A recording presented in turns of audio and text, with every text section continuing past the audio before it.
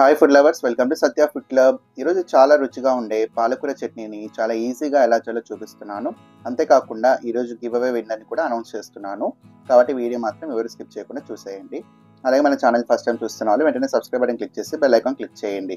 నోటిఫికేషన్స్లో all click చేయండి. దానివల్ల నేను చూపించే ప్రతి రెసిపీ మీరు మిస్ అవ్వకుండా చూడొచ్చు. ప్లీజ్ సబ్స్క్రైబ్ చేసుకుని సపోర్ట్ చేయండి. ఇంకా ప్రాసెస్ చూసేద్దాం. ముందుగా స్టవ్ ఆన్ చేసి ఒక కడాయి పెట్టుకుందాం. ఈ కడాయిలో ఒక 2 టీ స్పూన్స్ ఆయిల్ వేసుకోవాలి. ఆయిల్ కాస్త హీట్ అయిన తర్వాత 2 మీడియం సైజ్ ఆనియన్స్ని ఇలా కాస్త పెద్ద సైజులో కట్ చేసి వేసుకోండి. అలాగే ఒక 12 నుంచి 15 పచ్చిమిర్చిని కూడా కట్ చేసి వేసుకోండి. ఈ ఆనియన్స్ ఇంకా పచ్చిమిర్చి కాస్త ఫ్రై అవ్వనివ్వాలి. ఇవి కాస్త ఫ్రై అయిన తర్వాత ఇప్పుడు ఇందులోకి కొద్దిగా కరివేపాకు కూడా వేసుకోండి. అలాగే ఒక 1/2 టీ స్పూన్ జీలకర్ర వేసుకోండి. ఇప్పుడు ఒక 8 నుంచి 10 వెల్లుల్లి రెబ్బలు కూడా పొట్టు తీసి వేసేసుకోండి. ఇప్పుడు ఇవన్నీ కాస్త ఫ్రై చేసుకోవాలి. మనం ఇప్పుడు మూత క్లోజ్ చేసి ఒక 2 నిమిషాలు మీడియం ఫ్లేమ్లోనే మగ్గనివ్వాలి. 2 నిమిషాల తర్వాత చూస్తే ఆనియన్స్ ఇంకా పచ్చిమిర్చి ఇవన్నీ కూడా కాస్త మగ్గిపోయి ఉంటాయి. ఇప్పుడు ఇందులోకి కొద్దిగా చింతపండు వేసుకోండి. చిన్న చింతపండు ముక్క వేసుకుంటే సరిపోతుంది, ఎక్కువగా అవసరం లేదు, మరి పుల్లగా అయిపోతుంది. అలాగే ఇందులోకి కొద్దిగా కొత్తిమీర వేసుకోండి. ఇప్పుడు ఇవన్నీ ఒకసారి బాగా కలిపేసేయండి. ఇప్పుడు మళ్ళీ మూత క్లోజ్ చేసి ఒక 2 నుంచి 3 నిమిషాలు మగ్గనివ్వాలి. ఇప్పుడు 3 నిమిషాల తర్వాత చూస్తే మనకి ఆనియన్స్ పచ్చిమిర్చి ఇవన్నీ బాగా మగ్గిపోయాయి కాబట్టి ఇప్పుడు ఒక బౌల్లో తీసేసుకోండి. ఇంకా నెక్స్ట్ వచ్చేసి ఇదే కడాయిలోకి 2 మీడియం సైజ్ టొమాటోస్ని కూడా ఇలా పెద్ద సైజులో కట్ చేసి వేసుకోండి. ఇవి కూడా ఒకసారి బాగా కలిపేసేయండి.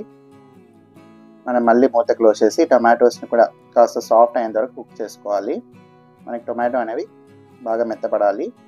చూడండి, ఈ విధంగా టొమాటో సాఫ్ట్ అయితే సరిపోతుంది. ఇప్పుడు ఇవి అదే బౌల్లో తీసేసుకోండి. ఇప్పుడు మళ్ళీ ఇదే కడాయిలోకి ఒక 2 టీ స్పూన్స్ ఆయిల్ వేసుకొని ఇప్పుడు మనం పాలకూరని ముందుగానే బాగా వాష్ చేసి క్లీన్ చేసుకోవాలి. ఈ పాలకూర అంతా కూడా వేసేసుకోండి. నేను ఇక్కడ వచ్చేసి 2 మీడియం సైజ్ కట్టెలు తీసుకున్నాను పాలకూరని. ఇప్పుడు మూత క్లోజ్ చేసి ఒక 2 నిమిషాలు లో ఫ్లేమ్ పెట్టేస్తే మనకి ఈ పాలకూర అంతా కూడా మగ్గిపోతుంది. ఇప్పుడు ఒకసారి బాగా కలిపేసేయండి. మనం చేసుకునే ఈ పాలకూర చట్నీకి మనకి పాలకూర అనేది చాలా బాగా మగ్గిపోవాలి, లేదంటే పచ్చివాసన వస్తుంది. కాబట్టి మూత క్లోజ్ చేసి మనకి ఇక్కడ కూడా వాటర్ అనేది ఏమి లేకుండా ఆవిరి అయిపోయేంత వరకు బాగా ఫ్రై చేసుకోవాలి. చూడండి, ఈ విధంగా ఆయిల్లో ఫ్రై అయితే మనకి పచ్చివాసన లేకుండా ఈ పాలకూర చట్నీ చాలా టేస్టీగా ఉంటుంది. ఇప్పుడు మిక్సీ జార్లోకి మనం ముందుగా ఫ్రై చేసుకున్న ఆనియన్స్ టొమాటోస్ ఇవన్నీ ఉన్నాయి కదా, ఇవన్నీ వేసేసుకొని కొద్దిగా కల్లుప్పు వేసుకోండి. ఇప్పుడు మూత క్లోజ్ చేసి కాస్త బరకగా గ్రైండ్ చేసుకోవాలి. మరి మెత్తగా గ్రైండ్ చేయొద్దండి, అప్పుడే టేస్ట్ చాలా బాగుంటుంది. ఈ విధంగా గ్రైండ్ చేసుకున్న తర్వాత ఇప్పుడు ఇందులోకి మనం పాలకూరని ఆయిల్లో మగ్గించాం కదా, ఆ పాలకూరని కూడా ఇదే మిక్సీ జార్లో వేసేసుకోండి. ఇంకా ఈలోపు నేను ఇక్కడ గివ్ అవే విన్నర్ని అనౌన్స్ చేస్తామని చెప్పాను కదా. చూడండి, ఈ వెబ్సైట్ వచ్చేసి యూట్యూబ్ ర్యాండమ్ కామెంట్ పిక్కర్ అనమాట. ఈ వెబ్సైట్లోకి మనం ఇక్కడ చికెన్ 65 బిర్యానీ అనే రెసిపీ చూపించాం కదా, ఆ వీడియోలోనే గివ్ అవే గురించి చెప్పాను. ఆ వీడియో యొక్క లింక్ని నేను ఇక్కడ పేస్ట్ చేశాను అనమాట. ఇప్పుడు ఆ వీడియోకి మనకి వచ్చిన కామెంట్స్ ఏవైతే ఉన్నాయో ఆ కామెంట్స్ అన్నీ కూడా ఇక్కడికి ఇంపోర్ట్ చేసుకోవాలి. మనకు వచ్చేసి కామెంట్స్ 21 కామెంట్స్ వచ్చాయి.